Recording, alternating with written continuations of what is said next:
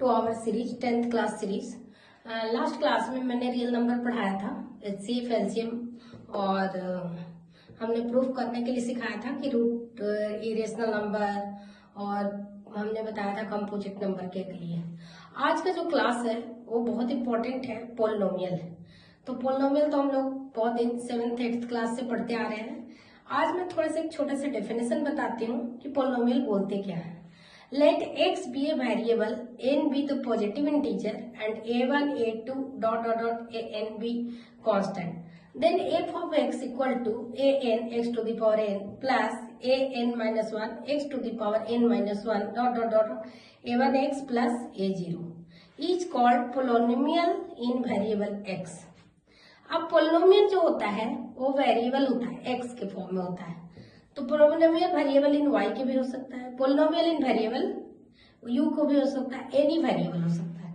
तो सबसे पहले इसमें जो क्वेश्चन बनाए जाते हैं कि पोलिनोमियल को पहचानेंगे कैसे। तो 3x - 2 है तो ये पोलिनोमियल है, बट 3 रूट x - 2 है तो ये पोलिनोमियल नहीं है। जैसे मैं एक एग्जांपल लेती हूँ, 2x² minus 3 root x plus 5, ये पोलिनोमियल नहीं है। वेरिएबल को रूट में हम नहीं लिख सकते हैं। अगर ऐसा है 1/x² माइनस 2x प्लस 5, तो ये भी पोलिनोमियल नहीं है। Second example 2x³ minus 3/x plus 4, तो ये भी पोलिनोमियल नहीं है। कहने का मतलब है कि पोलिनोमियल का लिए अपने को फ्रैक्शन, रूट और नेगेटिव पावर नहीं होना चाहिए। अब इसके बाद जो टॉपिक आता है वो degree of the polynomial find करने के लिए आता है। तो डिग्री फाइंड करने के लिए क्या होता है, the exponent of the highest degree term in a polynomial is known as its degree. मतलब डिग्री के लिए हाईएस्ट पावर, अदर में भी बोल सकते हो highest power of x in a polynomial is called degree of the polynomial. जैसे एक एग्जांपल लिया हमने, f of x equal to 3x plus 1/2, ये पोलिनोमियल है, डिग्री इसका क्या है 1 है, क्योंकि x का जो डिग्री है वो क्या है हमारा हाईएस्ट 1 है। सिमिलर वे एक एग्जांपल लेते हैं, g of y equal to 2y² minus 3/2y plus 7, तो ये तो पोलिनोमियल है बट डिग्री इसका 2 है, क्योंकि y का हाईएस्ट पावर कितना है 2 है। Similar way p of x equal to 5x³ minus 3x² plus x minus 1/√2, ये पोलिनोमियल है, इसकी डिग्री कितनी है 3 है। तो पोलिनोमियल के लिए हाईएस्ट पावर देखते हैं। अब इसमें दूसरा जो पोलिनोमियल होता है वो कांस्टेंट पोलिनोमियल होता है। Constant polynomial it means nothing but क्या होगा 6, 3/2, ये सब जो वैल्यू है वो कांस्टेंट पोलिनोमियल के नाम से जाने जाते हैं। सिमिलर वे लीनियर पोलिनोमियल, जैसे मैंने लिखा तो 4x - 3, तो इसकी डिग्री कितनी है 1, तो अगर डिग्री 1 होगा तो वो लीनियर पोलिनोमियल के नाम से जाना जाएगा। सिमिलर क्वाड्रेटिक पोलिनोमियल, पोलिनोमियल जिसमें डिग्री 2 होती है उसको हम लोग क्वाड्रेटिक पोलिनोमियल बोलते हैं। क्वाड्रेटिक पोलिनोमियल जो होता है वो मोनोमियल भी होता है, बाइनोमियल होता है और ट्राइनोमियल होता है। ये हम लोग सब बचपन में पढ़ चुके हैं। इसके बाद आगे आता है क्यूबिक पोलिनोमियल, जिसकी डिग्री 3 होती है उसको हम क्यूबिक पोलिनोमियल बोलते हैं। अब क्यूबिक पोलिनोमियल, अब इसके छोटे छोटे ग्राफ से रिलेटेड क्वेश्चन इसमें बनाए जा सकते हैं कि लीनियर पोलिनोमियल का ग्राफ बनाओ।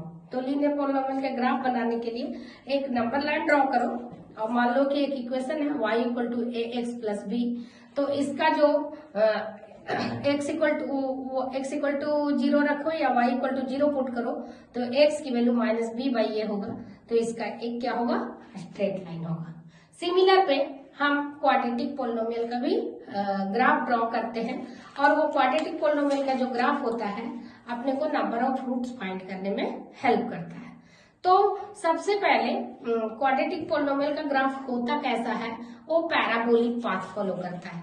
कैसा फॉलो करता है, मान लो कि एक डायग्राम बनाया तो वो पैराबोलिक होता है। एक इक्वेशन मान लो लिखते हैं क्वाड्रेटिक पोलिनोमियल का, f of x equal to x² minus 2x minus 8। जब इसका रूट्स निकालते हैं तो 2 रूट्स आते हैं, एक जो रूट्स आता है x प्लस 2 और x माइनस 4।